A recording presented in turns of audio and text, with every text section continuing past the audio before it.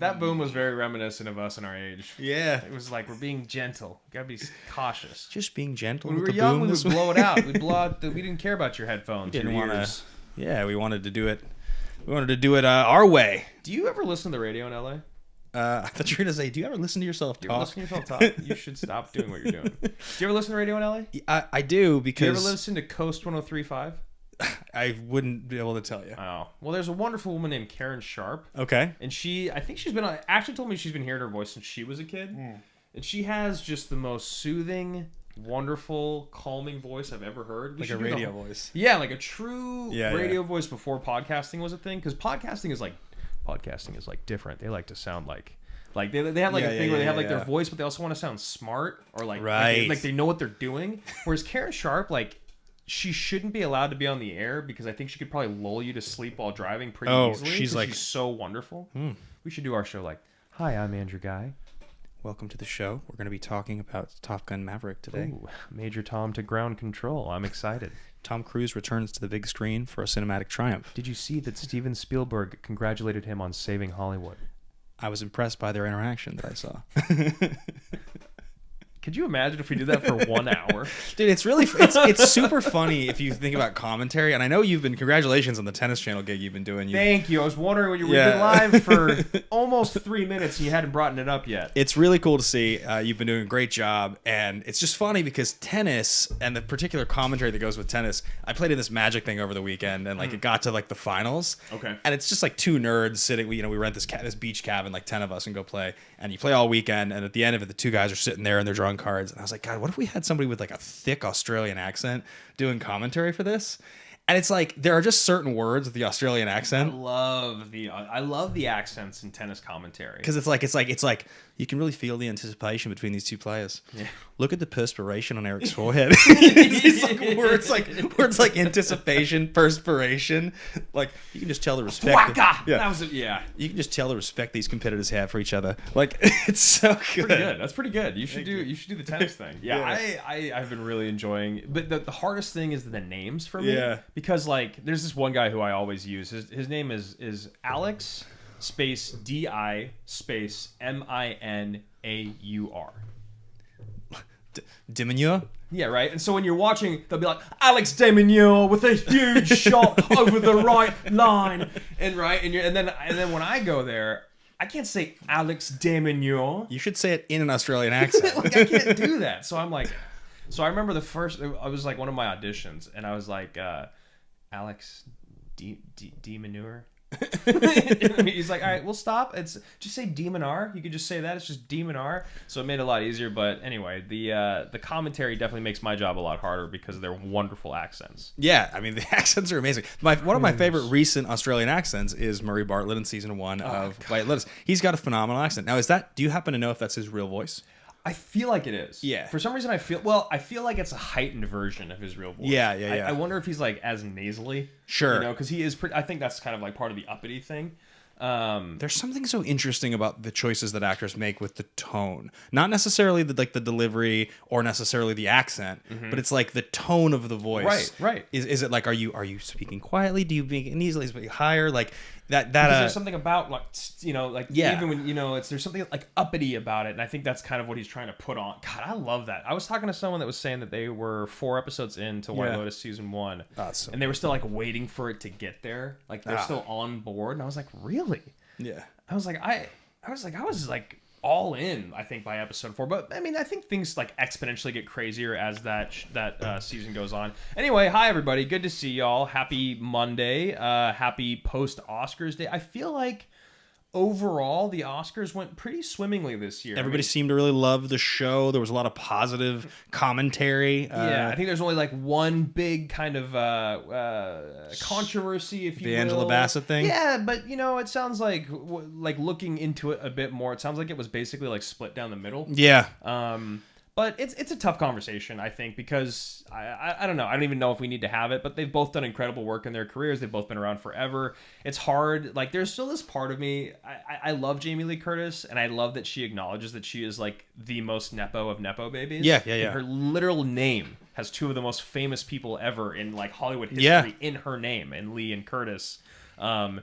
But doesn't mean she hasn't been a great actress forever. And then Angela Bassett, who hasn't had that same kind of fortune coming up, she's still made an incredible career out of herself. So maybe that's like the harder of the accomplishment. But you can't, how do you put that in perspective? I'm happy for them both. It's interesting. There's actually a similar conversation going on right now in the NBA with the discussion surrounding the MVP voting. Right. The Kendrick Perkins thing, basically accusing so much of the voting populace of the MVP. Well, being they white. They only voted for Djokovic because he's white or something? Or Jokic, I mean. For Jokic, yeah. Jokic? Yeah, and it's just interesting. God, I've been watching way too much tennis. I just forgot how to say his name. Jokic, I was like, I think his name is actually not the same as.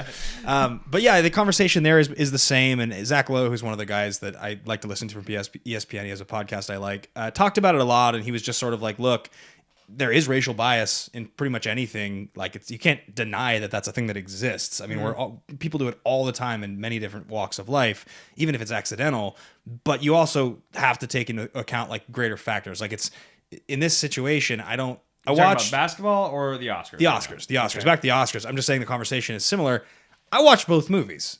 Both movies had great performances by both actresses. I didn't feel like one of those movies was like so just distinctly the one that should have won. I think the idea that in either case there's something associated with the win or the loss that's so much bigger than the performance and the award is like kind of it's frustrating because it takes so much of the juice out of the win for either actress. I was just going to say it is a bummer because, like, regardless of anything, Jamie Lee Curtis has worked for so long, again, doing great work and, like, getting this level of recognition it's like a once-in-a-lifetime thing, but that same goes for Angela Bassett. So I completely agree with what you're saying. It does suck because it kind of takes away. It is a true situation where you wish you could win them both. It's tough, too, because their performances in the movies are so different. Yeah. Like, Angela Bassett's is like a true, large, like, theatrical, kind of in-your-face performance that, like, it's one of those, like, sexy performances that when you see on paper as an actor, you're like, holy shit. Jamie Lee Curtis is much more of one where you look at it on paper and you're like, man, what I could do with this would be so cool. So they're just very different, but they're both incredible. Yeah, I wish they could have both won. I don't want to get into the whole controversy about it. I don't want to get into anything else, but yeah, they're both amazing.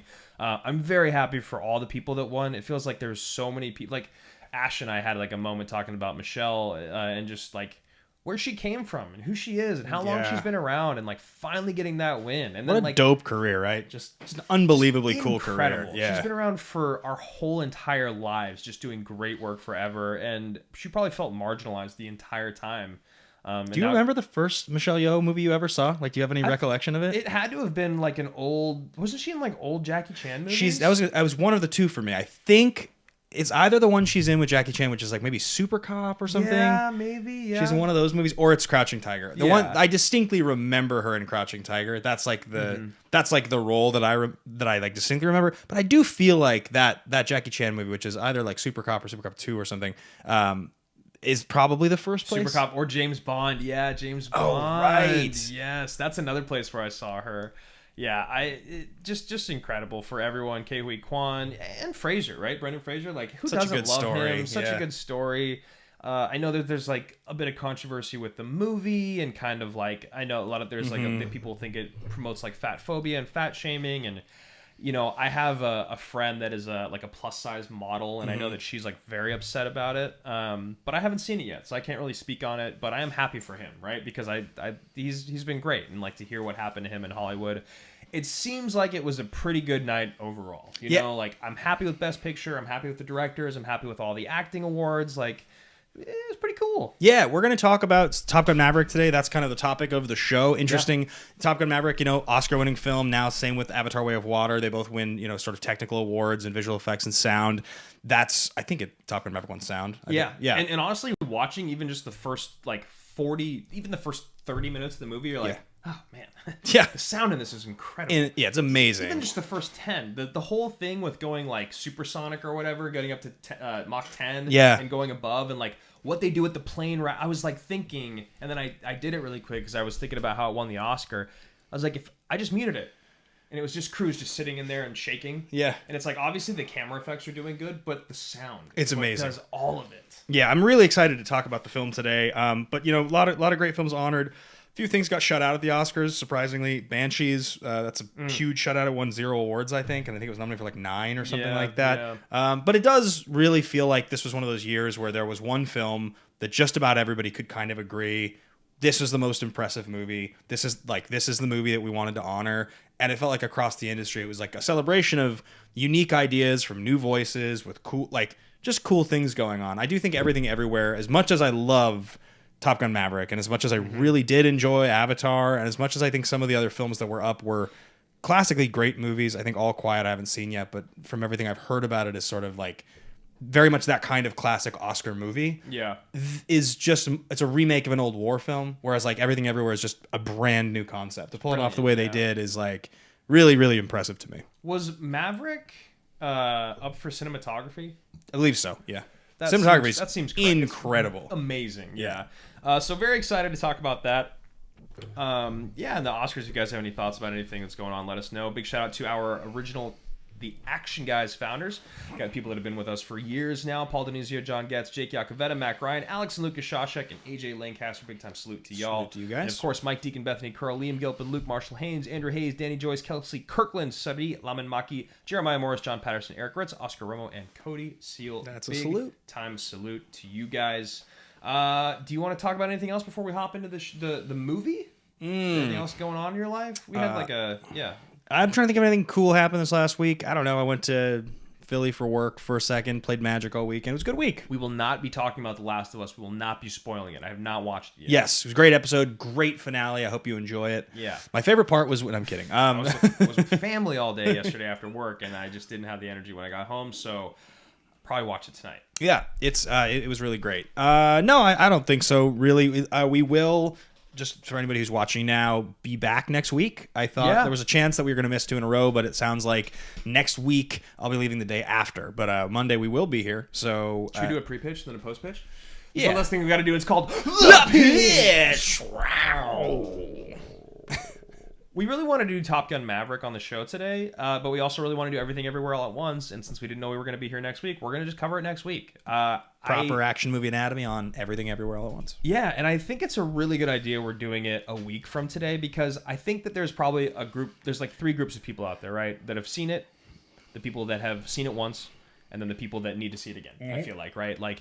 And I'm in that last camp for sure. Yeah, and I was in that last camp until like a couple weeks ago, and I have to admit, I thought that the second viewing was like maybe even up to 10 times better than the first time I watched it. And I really liked it the first time, but the second time it like blew me away. I was like weeping at the end of it. I like rewound the final 45 minutes and just watched it again as soon as it was over and wept all over again.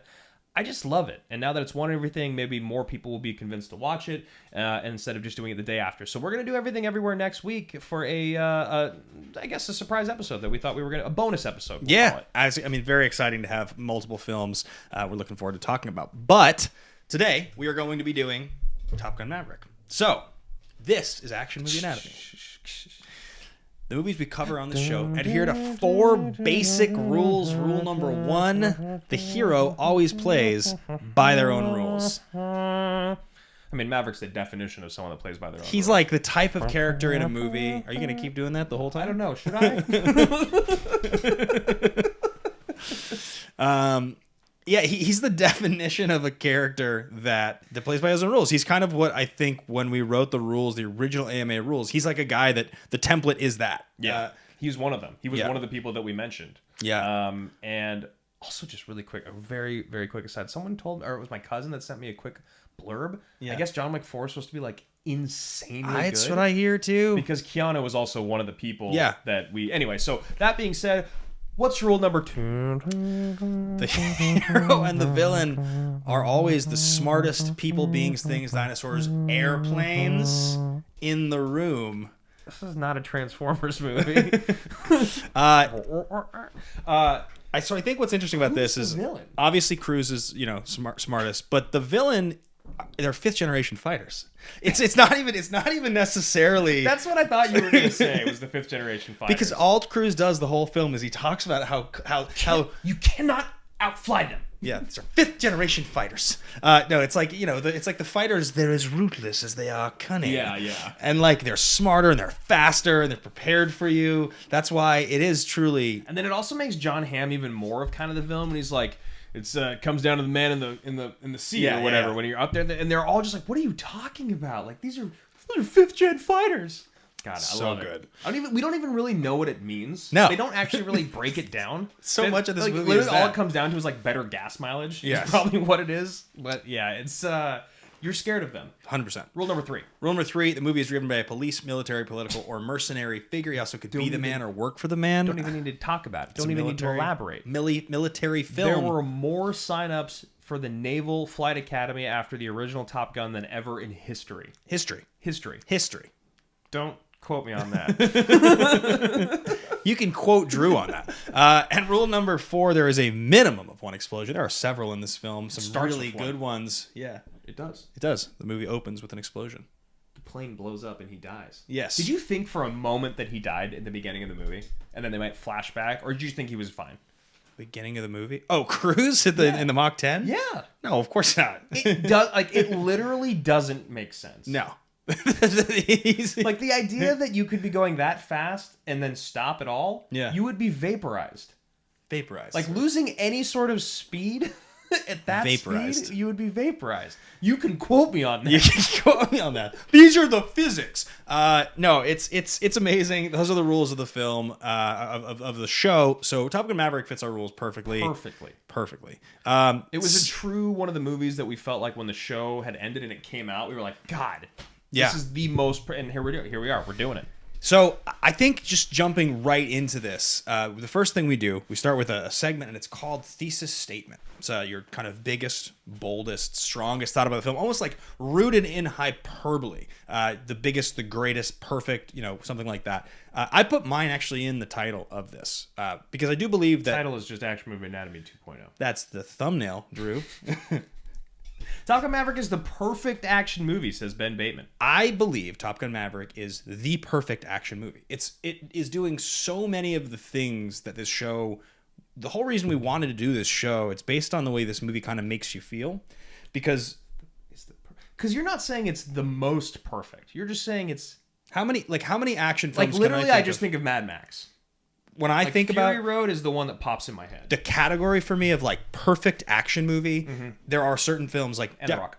Yeah, I think that The Rock is not perfect. I think The Rock is great, but I think that San Francisco this is better than The Rock. San Francisco is the reason The Rock is not perfect, because I think that my neighbors, they walk so loudly. I don't understand. And their stairs, their place are right there, and they're metal, but their legs are made of metal. My neighbor's legs are made of metal. They also have 2 cats, but the cats sound like they're fucking cat's legs Dobermans. Are also made of metal. They're always like scampering across the floor up there. Like, what do you guys do? Chase each other around the fucking house? You actually go upstairs. There's just 2 Dobermans wearing like cat shirts or something. Okay, so anyway, keep going. So it's the perfect action movie. Yes, those. So what else falls in that category? Yeah, I think it's Heat. It's more of an action drama. But I would still say Heat's perfect. Perfect, right? Yeah, I think that's the category. We're talking Predator, like movies that are like that are, whether they're kind of silly, they're in that totally ridiculous, totally legitimate category. They're just like Gladiator is a perfect action movie. I mean, start to finish, movies that make you feel emotionally that much between the action. It's such a driving force of what makes the movie great is those scenes between the action. We've talked about our whole lives. Really that but concept. The best ones. Have both. Yeah. It's why The Matrix is perfect. The Matrix is also perfect. The Matrix has like these great concepts and they blow your mind, but also the action's so good. Yeah. I mean, I don't disagree. Maybe I should say Top Gun Maverick is a perfect, but I do like the perfect. It's a better grabby title. Yeah. I think I have to just really quickly go back to this. I think I just saw him say something again. Was it Ryan C? Is that who it was? Yeah. He mentioned the hat at the Oscars. Can we talk about the elephant in the room? The hat. Did you see the hat of Thames? I think she's an R&B or hip hop artist. No, I know she was Oscar nominated. I'm pretty sure. You didn't see this. This is the whole thing. I didn't see the hat. The hat is like it was trending, bro. Wow. Yeah. I saw Salma Hayek. I already know why that was trending. She's in an orange dress and she looked like she was made of fire. Thames wore this hat, like this outfit.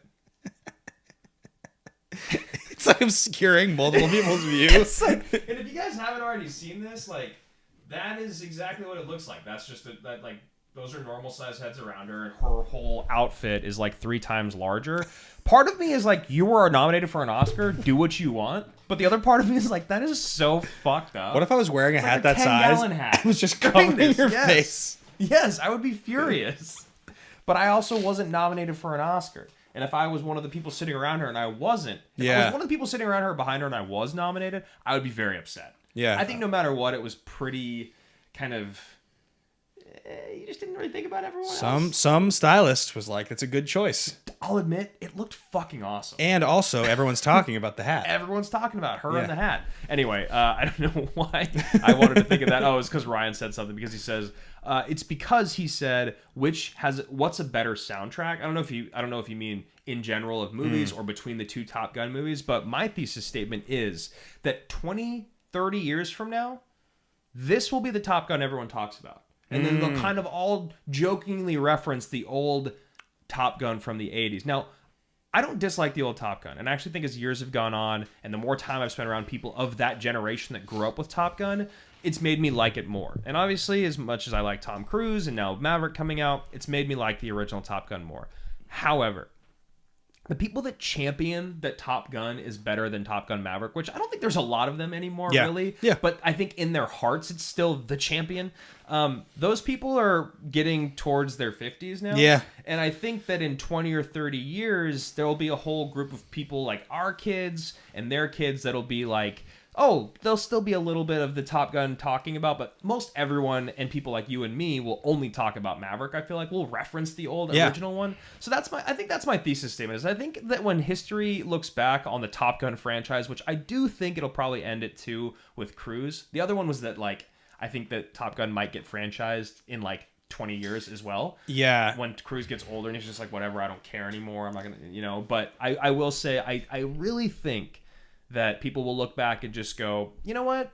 I don't really think I care to talk about or see the original Top Gun because I know Maverick is that much better. There's a bunch of different factors that I think are really interesting about everything you just said, and I want to dig into. The first one I think is the tone of the first Top Gun movie, because it's a part of this conversation with this film. I mean, it's like a very integral piece of this film's DNA. It comes from something that tonally is kind of in a totally different category. I'm not age shaming anybody.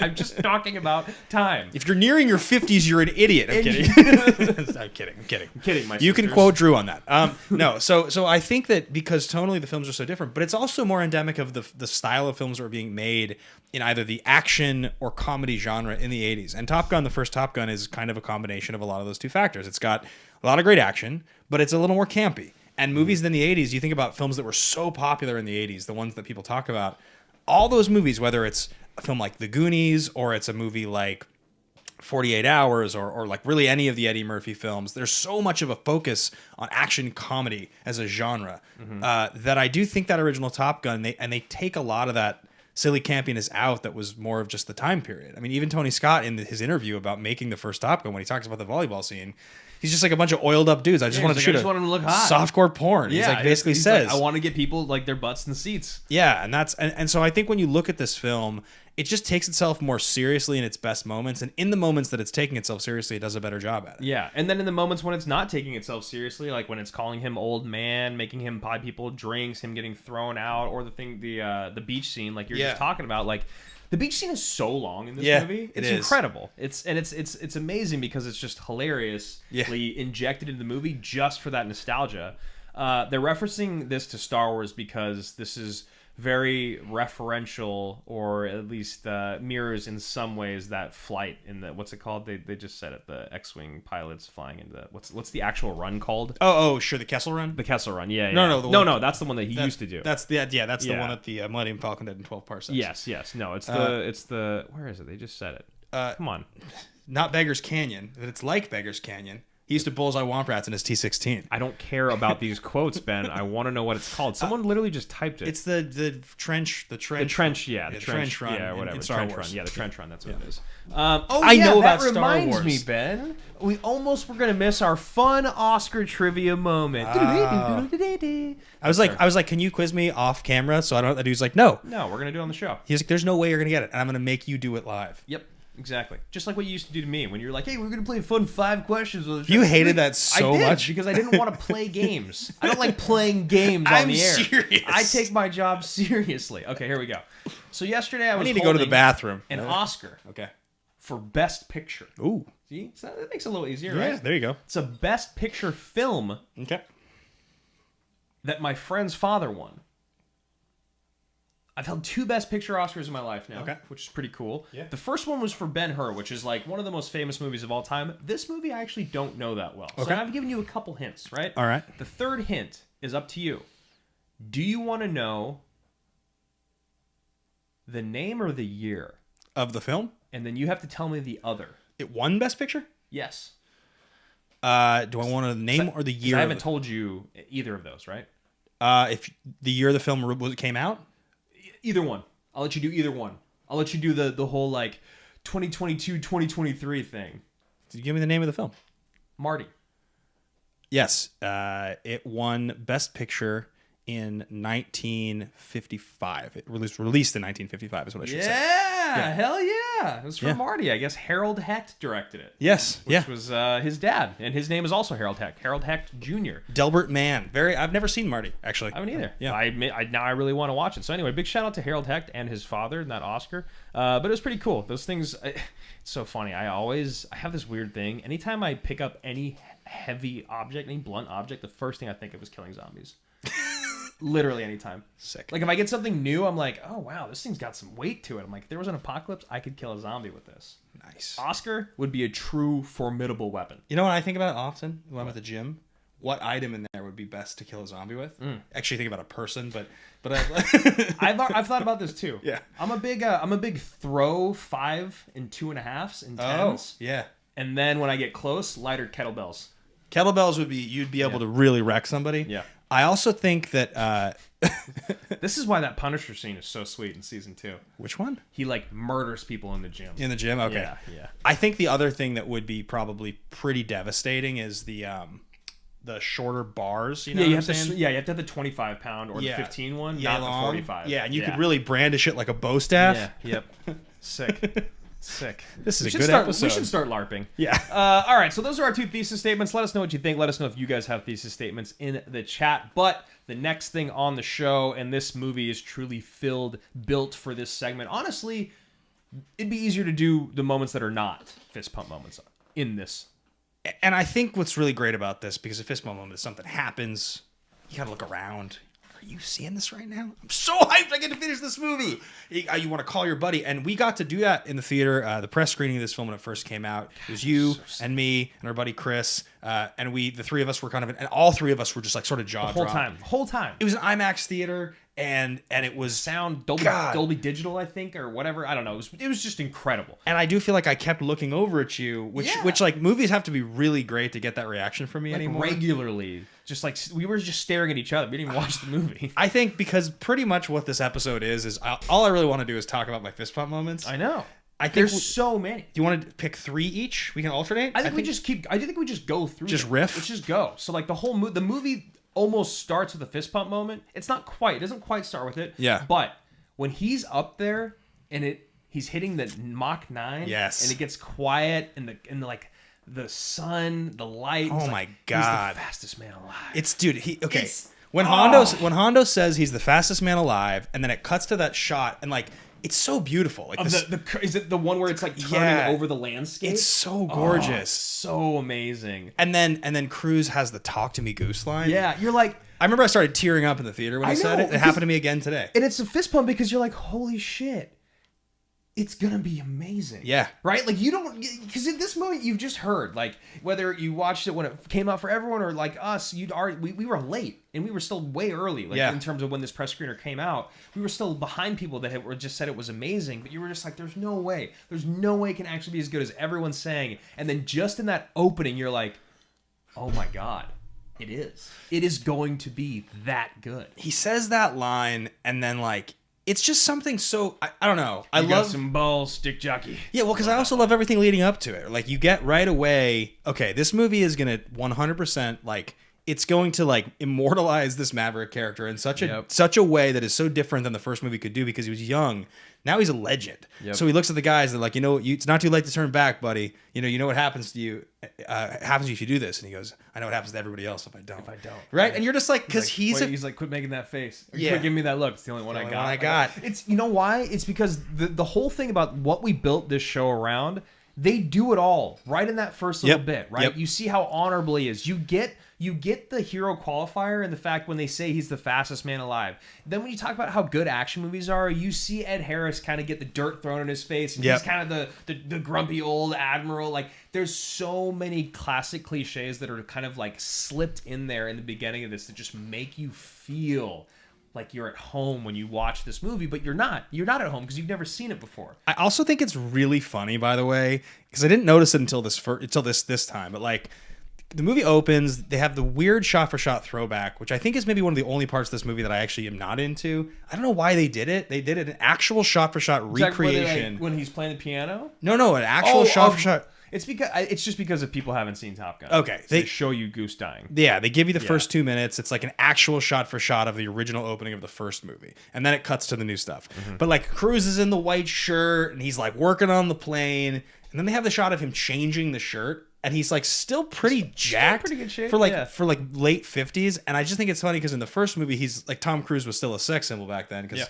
he hadn't transcended sexuality yet like he has now.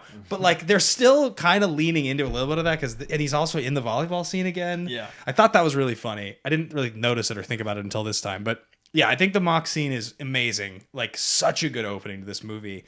And then like, he goes down and he sits down with Ed Harris and he's got the whole interaction. Yep. And he gives the line, "It's one of life's great mysteries, sir." And then Ed Harris has the literal same scene where he's like, I can't believe it galls me to say this. Send you to Top Gun. And then even that, you're like, yes! You're just like, I'm in. He's going to Top Gun. Yeah, he's going back. Why wouldn't he be going back? It's called Top Gun. And then like, you get the bar scene, which is really great because even though it's not quite a fist pump, it's still like a beautifully crafted, all of it, like the way this movie weaves in and out, the way it's edited together. But when you meet all the pilots, and it's fun and the music, and you're still making fun of Tom Cruise being old, but you see all their egos and their characters, and they do a good job. They have history. Yeah, it's all set up like really beautifully. Him and Jennifer Connelly, like you're into it, even though like do you or do you not think they have sexual chemistry in this movie? Well, it's funny you mentioned this because there's a podcast I listened to where they talked about it, and they're like, it's really strange that in Cruz's one sex scene in this movie, it's like Cruz's interpretation of sex is like laughing hysterically. Because like his interpretation of the sex scene is like just cuts of him smiling and then like laughing. Like that's like what it is, and it's kind of true. Like there's no like real sex. It's in fact it's one of the so funny how he just doesn't like for being a true movie star. He never does that sexy thing. No, it would be if there was a scene of like Cruzs under the covers like working his lower half, it would make me uncomfortable. You just saying that makes me uncomfortable, incredibly uncomfortable. All right, what's your next fist bump? Because mine is the dogfight day. I was going to say actually just in the scene that you mentioned, because I think it's such a good moment. Because again, they're recreating a lot of scenes from the first movie. Mm-hmm. But when you first meet Hangman, and he sees... Glenn Powell's great. So good. And he sees Rooster. He goes, "You look good." And he's like, "I am good." I am good. And you're like, okay, I know exactly who this character is, and I'm in. I want to see this interaction. Can't fucking wait. So that's a good one. So then I think the other one though is like, it's they introduce Maverick. Like it's when at the camp. When Warlock not at the camp, but at the he's the next day. Distinguished only to shoot down 3 enemy fighters. A graduate of Top Gun. Yeah. And then there he is. He walks in, and all the dudes that threw him out are just like, oh. It's the same scene. It's the same scene as the first movie. Good. Yeah, you love it. Yeah. But instead, it's Maverick this time. That's a great scene. John Hamm does a really good job in this movie. He's terrific. I agree. He's phenomenal.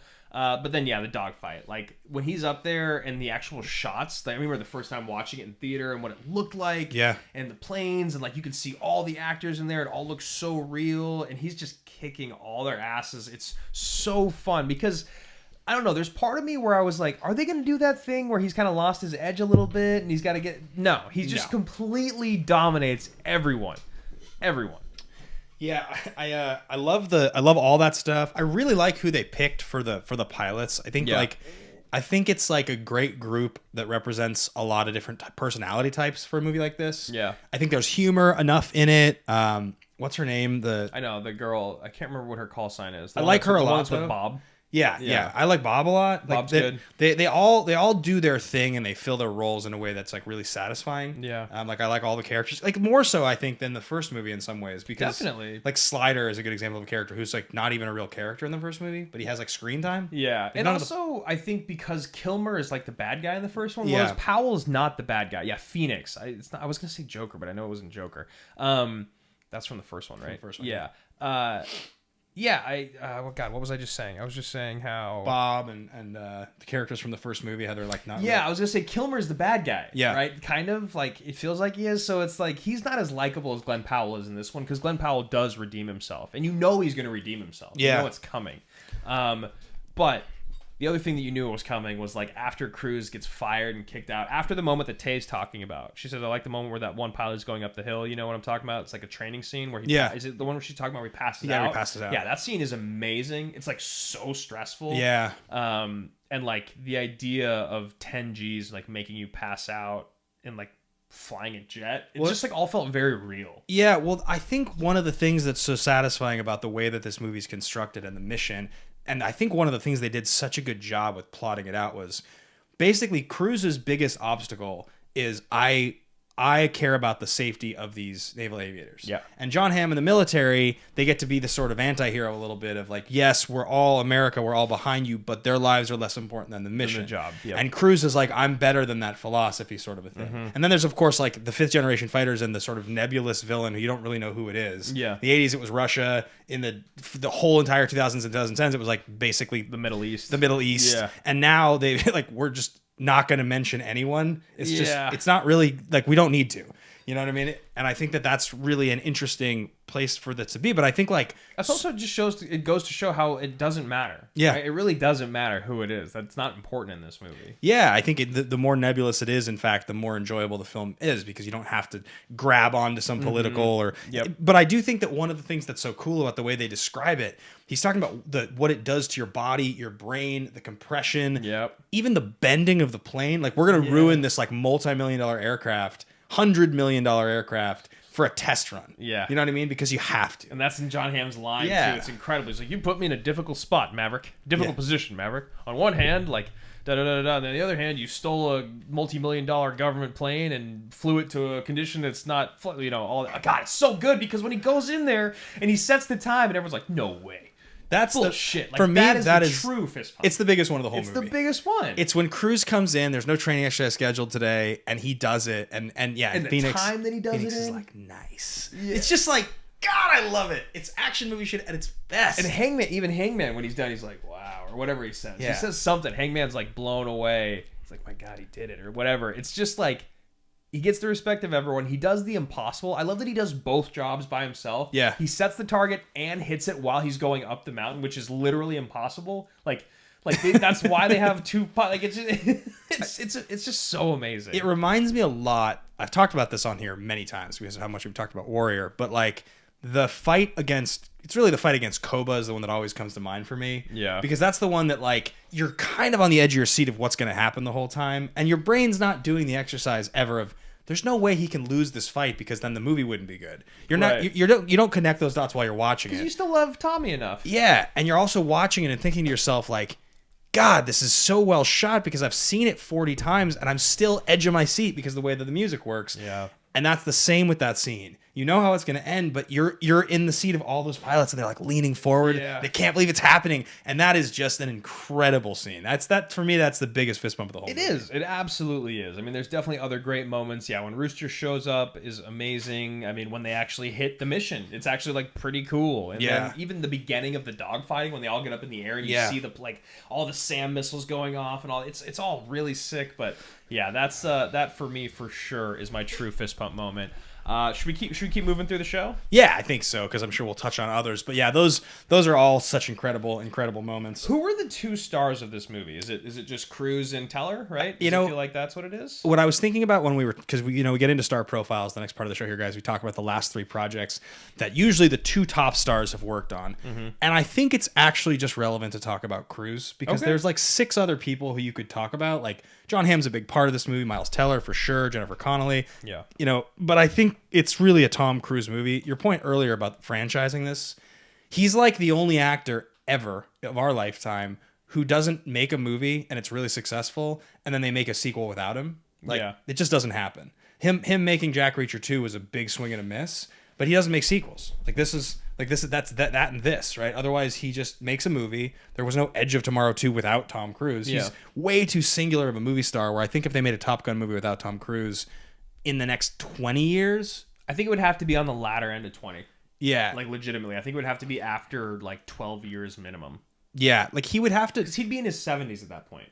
Yeah, it's weird that this movie was so successful, because I know so much of what he focuses on nowadays in his career is he wants to make these massively successful franchise films, and the Mission Impossible sequels are like the ones really that he's done. He's committed most of the last part of his career to making those movies. Yeah.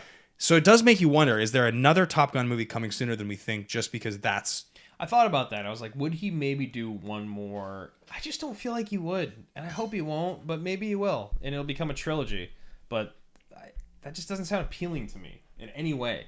Cruise kills himself off in the third movie. We don't need that. I like him riding off into the sunset with Jennifer Connelly. Me too. That's what it feels like. I hope they never make another Top Gun movie. Yeah, I really do.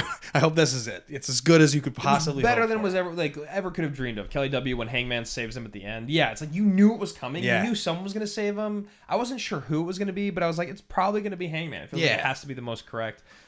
Salute to you, PLD. Figured you'd show up. Ed Harris is on the show, so PLD's got to be in the chat. So yeah, moving through Tom Cruise and what he's been working on lately, it's weird because, like you said, it is just Mission Impossible, and then there was this weird stretch right in the middle, like because he'd done so well after his resurgence when he came back after that weird like Lions for Lambs period in time, like right around there afterwards, the couch jumping. But then right before this, he does 3 bad movies. It was it's like Jack Reacher 2, The Mummy, and like something else bad. Yeah, the American Made, which was not great. It was fine. Yeah, I mean, obviously he did Mission Impossible Fallout after those 3, so technically that's in there. This going back 4. I don't know. It was a weird moment because the Mission Impossible movies were so good. I think that's maybe one of the reasons why when I was thinking about Top Gun, if I was like, maybe he can only do Mission Impossible movies now because everything else he's been doing has been not good. It's weird or not great. You basically, like, we've talked about like the different eras of his career kind of, but like once he comes back from the couch jump, he makes a couple movies in there and they're fine. Like a couple of them are good, a couple of them aren't so good. Mm-hmm. But the Mission Impossible 4 moment is like, that's the moment. That's like when it all really starts to turn again. And he does that. He's got Edge of Tomorrow in there, mostly Mission Impossible sequels. And a lot of the other stuff he's making in there is just okay or bad. Like Rock of Ages is bad. Oblivion's fine. Mm-hmm. Like, like a lot of that stuff just didn't really have resonance. And I think for him, he probably looks at this and goes, okay, I know Mission Impossible movies are well received. Those are kind of hits. If I keep making those the right way, they're going to work.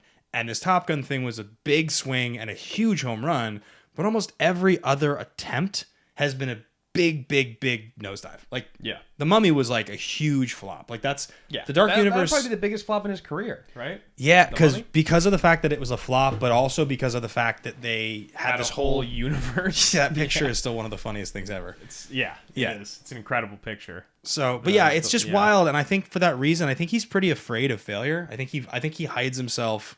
He doesn't hide himself, but I think he arranges himself in this way. He gets to be the legend of Tom Cruise, sort of. And it's because of the fact that he makes the choices that he makes now. Yeah. I don't think he wants to swing on Eyes Wide Shut or, I don't think he wants to take a chance anymore on making like movies like that. The Firm or something. Yeah. Like that's just not his style anymore. Yeah, and I think he probably has way more fun doing this. Yeah. It seems like he just enjoys this part of his career more than like vying for that late life Oscar. So don't you wish though that like PT would call him? Always. Yeah, we've always talked about this. Like for so many of those guys that we love. Yeah, but I just mean because of Magnolia that he'd like just let's do it again. I know. Right? I know, yeah. So yeah, that's Cruz, and then the other people around it. Whatever, we can talk about them some other time when they have maybe a little bit more. It is really just like a Tom Cruise movie. So I guess moving on through the show, I mean, is there anything else that you want to talk about before we get into like favorite? I mean, I know we're already getting towards the end, but is there any like buying or selling? Anything you want to talk about with Kaczynski? I think Kaczynski is the interesting conversation to quickly have. He's a director that I think a lot of people are not super aware of. Yeah. He's traditionally been a guy who has made movies that are like not really about him. Like his big, first movie that he made was Tron Legacy, which that's not a Joe. I really like that movie. Me too. But it's a Tron movie, right? Yeah. It's a Jeff Bridges Tron movie. It's not a Joseph Kaczynski movie so much, and then he makes Oblivion, which for most people is a little bit of a miss. It's a fine movie. I don't think it's like a bad movie, but it's not like very rewatchable. And then there's another movie he made called Only the Brave, which a lot of people didn't watch, but it's good. Really quite. Isn't it the Brolin Teller one? Yeah, yeah. It's like based on a true story. Pretty gnarly. About smoke jumpers, and like I really like that movie. So I feel like, and then he's done Spiderhead, which is also Teller, and so he's worked with Teller 3 times now. Yeah, with Hemsworth, it came out like right after this. Not good. Was it sucked? Not good. Not not terrible, but like definitely for Kaczynski and Hemsworth and Teller, you were like, this movie just is not as good as it could have been. The whole thing is kind of interesting, but it's just not great. It's interesting that he's a director who has... Hemsworth is great. He's like a shithead bad guy. Yeah, he's amazing. It's interesting that Kaczynski has primarily worked with really big budgets since his first movie. Those are all like blockbusters. To make a Tron sequel as your first movie, you know, I don't know what his like real background is, but that's when his name came in the conversation as his full-on director. Are you buying or selling on him? Are you in on the Joseph Kaczynski stock after looking at his... Because look, like, yes, he did do this movie, but I also feel like when you work with Tom Cruise on a movie like this, as a director of status like Kaczynski, I feel like Cruz probably pulled a lot of strings. And made a lot of decisions about a lot of things. Because if you look at most of the guys that Cruz has worked with, he goes back to work with the same guys because I think he gets to be almost like an uncredited co-director. Yeah. He's so involved. It's like that's I think why he works so much with McQuarrie, is they work well together. And I think, you know, he's probably willing to kind of let Cruz be the other half of the creative force. And I think that's probably the case. So I think he obviously worked with Cruz on Oblivion. Yep. But Oblivion wasn't great, but it is actually still one of his higher rated movies still, Kaczynski's. Yeah. I'd say I'm buying. There was a really interesting interview, like an older interview that I saw with Jon Favreau. He's talking about when Elf got made. And, you know, that was his first like really big hit as a director. Like made a lot of money. And it was salute, Salamoni. Salute, guys. And it was on Stern, and Stern was like, "What happens when you make a movie like that, and it like all of a sudden it makes all this money?" And he's like, "Well, then everybody wants you to make their movie. Then you get all these. Then all of a sudden you get all these phone calls to make every movie, and everybody thinks, oh, now this guy's a success. He'll make a successful movie." All of those decisions in Hollywood about like the guy that gets put on the project that's not theirs, as long as they're not like an auteur, it's all like, did he make a successful movie on his last one or not? And Kaczynski just made like the most successful movie of the year, not named Avatar. Yeah, I mean, I think it's impossible not to buy on him, but I do have to say I'm very like, we used to do this thing also on the show, like, will they or won't they? Yeah. Do you think he'll win an Oscar one day for Best Director? No. Calling it right now. I don't think that's his like style, really. His vibe. I mean, you think that this was as close as it was going to get, like Best Picture? Yeah, I mean, and that's so much because of Cruz and the franchise than him. Only the Brave, to me, is a more indicative film of like what he's capable of as a dramatic director. That movie feels like it's actually his maybe best movie in terms of like what he probably did. Yeah. Because I feel like with how much this has, even though, again, Only the Brave is still based off of some subject material, I don't know. Yeah, I think I agree. I don't think he'll ever win Best Director. I don't think he'll win Best Picture either. He does feel like the kind of director, though, I was going to say, like the Ridley Scott type, where it's possible that because he's pretty young, I think he's like, I think he might be 40s, maybe 50, but I think he's in his 40s. I feel like he's the type of guy that if he, based on the success of these films, was to get a really good script, like the right project, he could walk his way into Best Picture, Best Director, because he's obviously amenable to working with very big personalities. Like, I think what it is when you watch the other movies he's done, like Oblivion, which, again, decent reviews. Yeah. Like Only the Brave. I guess like Tron Legacy.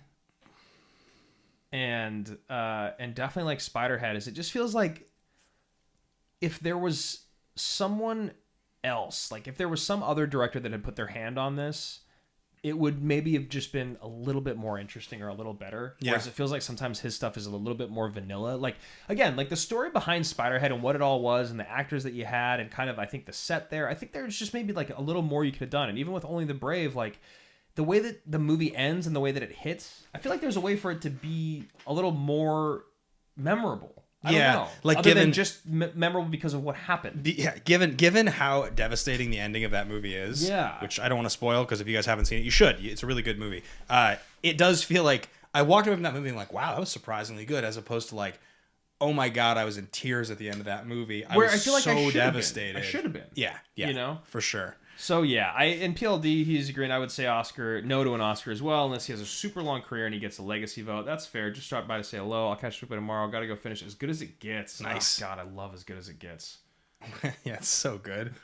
I've seen that movie probably like 10 to 15 times. Twice for me. It's been a long time. Really? It's been a very we should long... watch that movie tonight. What's this? I just always remember the one line because I watched it with my dad and he laughed so hard. How do you write women so well? I take a man and I subtract reason and accountability. My dad thought he's just horrible. He's just horrible. Yeah. Melvin. It's amazing. Yeah. Anyway, I hope you have a good show with that, and I hope you enjoy it. Yeah, so it looks like, they're saying Kaczynski's 48. He's young. Yeah. It's pretty young for a director. Most guys aren't Ridley Scott making movies into their 80s or 70s or whatever, but I do, for at least a couple minutes here before we wrap up, want to talk about the Val Kilmer component of this movie. I think it's... Yeah, we should, and then we can get into our favorite line. Yeah, it's such a brilliant thing to have done the way they did it. I kind of like thinking about like how hard that is to deal with.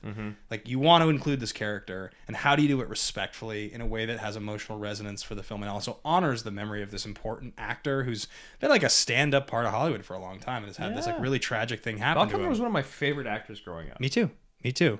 And I watched that documentary Val recently, and I still haven't been able to. I feel like it'll just make me so sad. It's really heartbroken, but it's really good. It's good. And his son narrates it. He sounds kind of just like him. Yeah. Okay, that's cool. But yeah, I mean, so that you get first you get Kilmer in the pictures, right? He's the admiral. Well, the first you get is the mention. The only reason you're here is because Iceman, whatever is it, Admiral Kaczynski, Iceman, and Iceman is someone that I greatly admire. And you're like, oh shit, he's here. Yeah. You see the pictures on the wall, kind of immortalizing him, and then you finally get the scene where Cruzs goes to see him, and it's a really important scene. It's a really impressive scene for them to have executed. Yeah, and the way that it works, that he sees the wife, he says it's come back, and it's interesting the way that the whole thing is set up. You kind of know what's going on. It's so kind of eerie. Yeah, I feel like he's gonna die, but then in real life you're also worried. So then when they have the actual funeral, it's like it's very kind of odd. It just because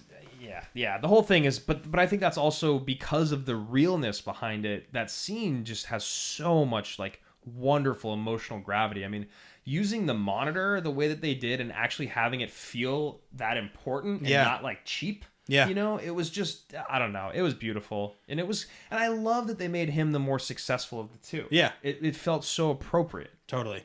Yeah. I mean, I think, and for me, this dovetails nicely into favorite line, because I think that scene, in many ways, I think in many ways that scene has my favorite lines of the movie. I think and it's throughout. It's time to let go. I don't know how is a really great line. It's a great line. It's a really important line for Cruz's character that I like, and it means so much. It means that he's not ready to let go of the memory of Goose. He's not ready to let go of his being Maverick. Like, you know what I mean? Like, and then finally, when the scene climaxes and you get to have Kilmer, it feels like he's gutting out these lines. Yeah. The Navy needs Maverick. Yeah. The kid needs Maverick. That's why you're still here. Is like, it's just like punch in the fucking stomach, man. Yep. I think that's my favorite sequence exchange of the whole movie. Yeah, that's so good.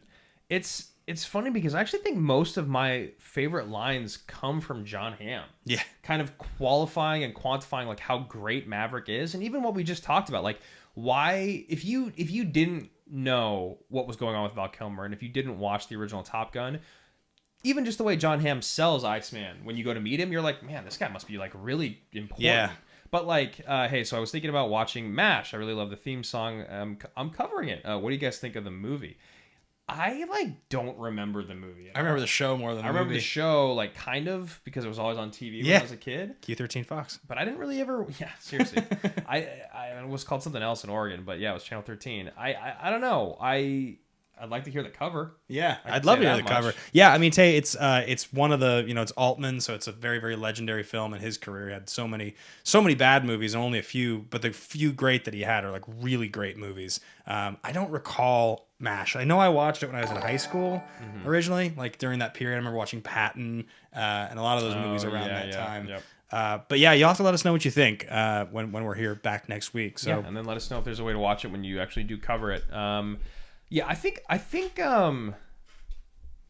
Yeah, I don't know. I don't have like as much of like a substantial like on the nose one. I think I really do love the one that he when he's like, you put me in a really tough spot, because I think it's super sweet. But actually, the one when I was watching, and I was like, man, that's such a good line. And I remember in the theaters too, is he goes, looks like we're not the only one holding on to old relics. Yeah. There's just something about that, and then the look that Cruzs has, and the moment they have, like all that. I just remember being like, God, that's so good. And then when I watched it again today, there's just something about that, like writing and delivery, that I just love. Quick things like that. There's also like almost all of Cruz's exchanges with Ham, like almost everything they say to each other. What's he say? He's like, Cyclone was also first in his class. Well, actually, sir, I was second in my class. Just want to manage expectations. There's like so many of those lines. So good. They're so well done. I mean, I really love. God. Even the daughter, like, just don't break her heart again. It's like, it's so simple. Yeah. But it just does a lot. Carries a lot of weight. I love everything about this movie, honestly. I know. I do too.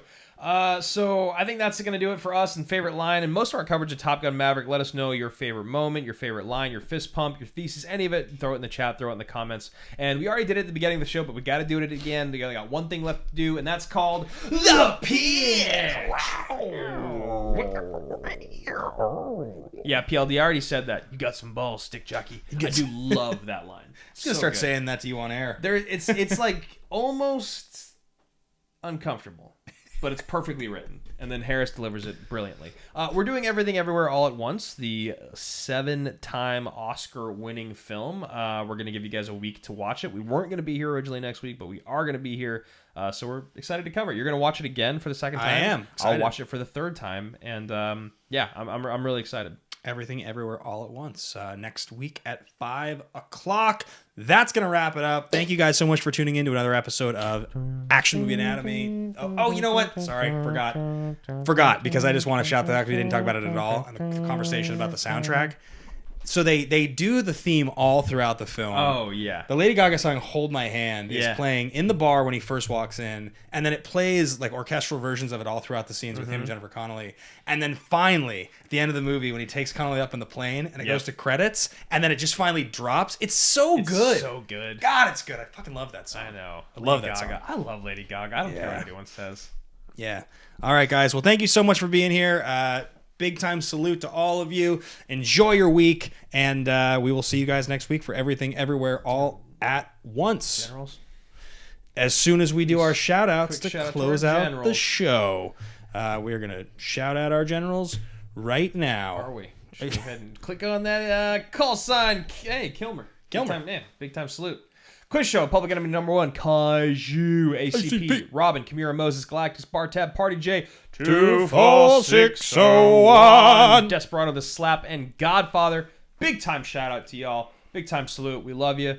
I can watch EEAO a fourth time. That was easy to say. You okay? I think I like saying Everything Everywhere All at Once more. All right, guys. We'll see you in a week. Bye, guys.